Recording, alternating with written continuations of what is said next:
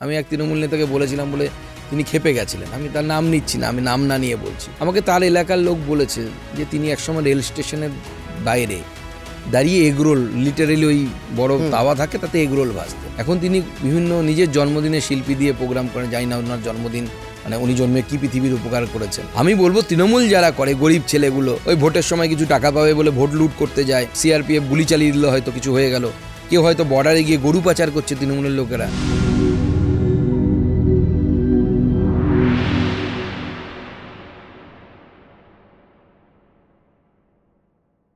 BJP অ্যাডমিনিস্ট্রেশনকে একটা political handle হিসাবে use করছে এবং ইডি সিবিআই মারফত ইচ্ছাকৃতভাবে তৃণমূল নেতাদের হেনস্থা করার চেষ্টা করছে।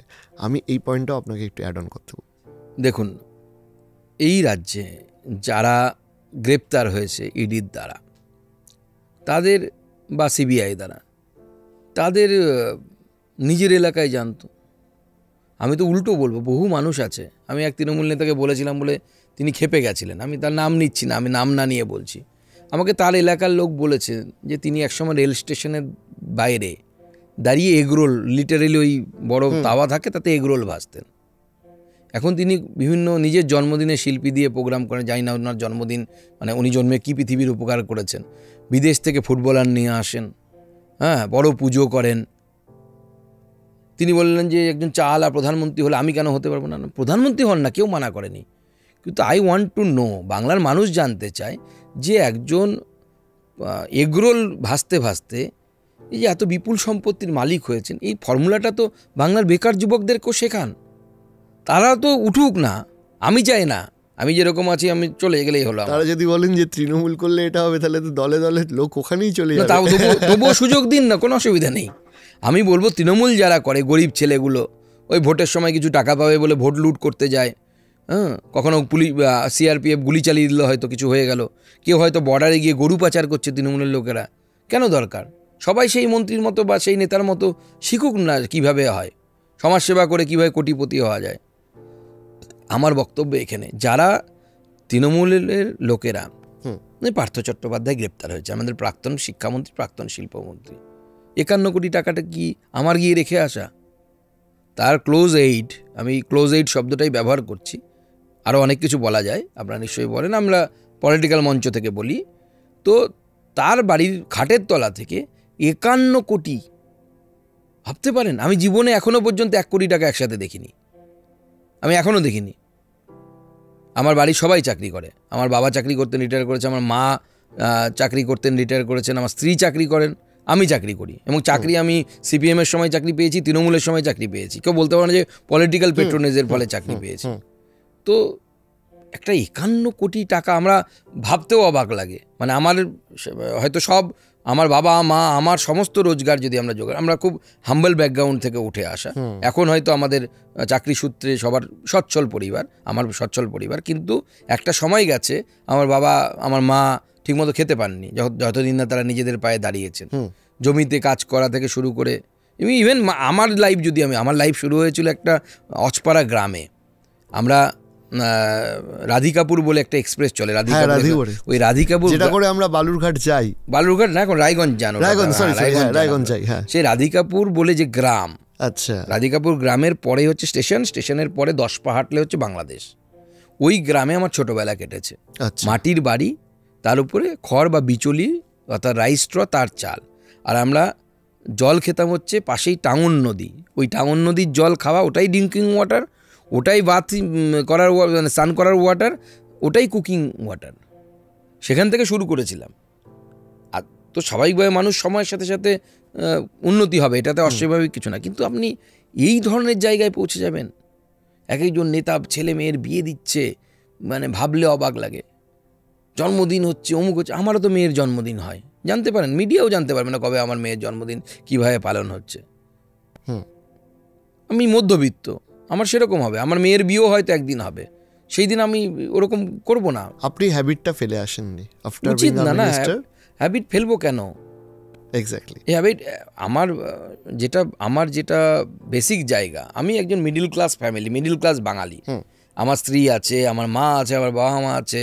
আমি মাঝে মাঝে আমার মাকে নিয়ে, যেরকম বাঙালি আর 5টা ছেলে করে, আমি কখনো চিকিৎসার জন্য হায়দ্রাবাদ যাই। আমার স্ত্রীকে, মেয়েদেরকে নিয়ে বছরে একবার, সম্ভব হলে 2বার আমি কোথাও না কোথাও 2 দিনের জন্য হলেও যাই ঘুরতে। একদম আর 5টা মাছ ভাত খাওয়া বাঙালি যেরকম হয়, আমিও সেরকম। আমি তো সেই সমাজ থেকে উঠে আসা, আমি আলাদা হব কি করে? এক্স্যাক্টলি। এটা তো তৃণমূল গেল, বাংলার আরেকটি দল রয়েছে, যদিও পার্সেন্টেজ অফ পলিটিক্যাল মানে ভোটের ক্ষেত্রে ওরা বেশ কিছুটা পিছিয়ে, তথাপি প্রশ্নটা এড়িয়ে যাওয়া যায় না। সেটা হচ্ছে, একজন বিজেপির নেতা হিসাবে বা নেতৃত্বস্থানীয় মানুষ হিসাবে আপনার কি মনে হয় যে সিপিএমকে বা বামপন্থীদের, সোকল সিপিএম না বলে বলা ভালো, যে বামপন্থীদের নিয়ে বিজেপির মতটা কি? দেখুন, বামপন্থীদের মধ্যে অনেকগুলো সেক্ট আছে। বামপন্থী এই শব্দটা যখন ব্যবহার করেছেন, এতে অনেকেই আছে। সিপিআই আছে, সিপিএম আছে, ফরওয়ার্ড ব্লকও নিজেদেরকে বামপন্থী বলে, আরএসপি আছে, আবার যারা এক্সট্রিমিস্ট যারা আর কি, তারাও আছে। এমএল মানে সিপিআই এমএল থেকে শুরু করে সিপিআই মাওবাদী যারা আছে, এরকম প্রচুর আছে। ওদের মধ্যে আবার অনেকগুলো ভাগ। যতবার পার্টি কংগ্রেস হয় ততবার ভাগ হয়, কমিউনিস্ট পার্টির ইতিহাস তাই বলছে।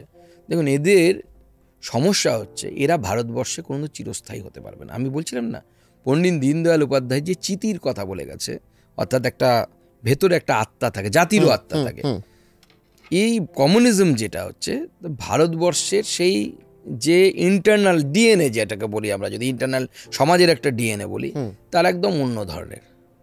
উদাহরণস্বরূপ আমি দেখিয়ে দিচ্ছি, 34 বছর বামফ্রন্ট এখানে থেকেছেন, কিন্তু প্রত্যেক কলেজে এসএফআই পুজো করতো, সরস্বতী পুজো করতো। এসএফআই এর স্টুডেন্ট ইউনিট করতো, এসএফআই এর নামে করতো না। কিন্তু but they are communist, they should not believe in the existence of God. তাদের তো ভগবানের অস্তিত্বেই বিশ্বাস করেন না তারা, কিন্তু তার স্টুডেন্ট ইউনিট কলেজে সরস্বতী পুজো করছে। আচ্ছা, একসময় সিটুর দাপট আমরা সবাই দেখেছি, হ্যাঁ, centre of Indian trade union congress, Indian trade union, centre for Indian trade union, CITU. তো সেই সিটু প্রত্যেক মোড়ে মোড়ে বিশ্বকর্মা পুজো করতো, রাইট। এবং দেখুন, মে দিবস আমরা পালন করি, কিন্তু শ্রমিকরা সেদিন আনন্দ পায় না। মে দিবস পালন জিন্দাবাদ জিন্দাবাদ করতো, তখনও করতো, এখন কম হয়, করে, কিন্তু আনন্দটা করে হচ্ছে বিশ্বকর্মা পুজোতে। সে গান চালিয়ে, হিন্দি গান চালিয়ে, নাচ গান থেকে শুরু করে খাওয়া দাওয়া। কেন? কমিউনিস্ট পার্টি তো, তার ট্রেড ইউনিয়ন সেন্টার। কারণ ভারতবর্ষের চিতি ওটা। আপনি যখনই তাকে ডিনাই করবেন, তখন ভারতবর্ষের বৃহত্তর জনসমাজ আপনাকে প্রত্যাখ্যান করবে। সেজন্য কমিউনিস্টদেরকে এই দেশের মানুষ বারবার প্রত্যাখ্যান করেছে এবং ভবিষ্যতেও করবে। এখানে একটা লম্বা টার্ম থেকেছে, কারণ বাঙালি সেই সময় কোনো একটা কারণে, এবং এটাও গবেষণার বিষয় যে কারা করেছে, বাঙালির যত কমিউনিস্ট নেতা তারা কিন্তু সবাই ওপার বাংলা থেকে, অর্থাৎ পূর্ব পাকিস্তান থেকে পালিয়ে আসা নেতা। সেকুলারিজমের কথা, দেশভাগের সময় সেকুলারিজমের কথা কিন্তু তারা ওপারে শোনাতে পারেননি, পালিয়ে এসে নেপারে সেকুলারিজমের কথা শোনাতে। সেটা আমি বারবার বলি, রাজনৈতিক মঞ্চ থেকে বলি, সেকুলারিজম, প্লুরালিজম, এই যে সমস্ত গাল ভরা শব্দ আছে না, এই শব্দ ততক্ষণই থাকবে পৃথিবীতে যতক্ষণ পর্যন্ত হিন্দুইজম বা হিন্দুত্ব যে নামেই ডাকুন না কেন, হিন্দুরা যতদিন মেজরিটি থাকবে। যেখানে নেই সেখানে দেখুন কমিউনিজম নেই, প্লুরালিজম নেই, প্লুরালিটি নেই, সেকুলারিজমও নেই। হিন্দু বাই বার্থ, আমি যদি হিন্দুত্বের কথা বলি, ইট ইজ নট কমিউনাল, কারণ আমাকে গীতাতে বিশ্বাস করতে হবে। আমি বলি আমি কট্টর হিন্দু।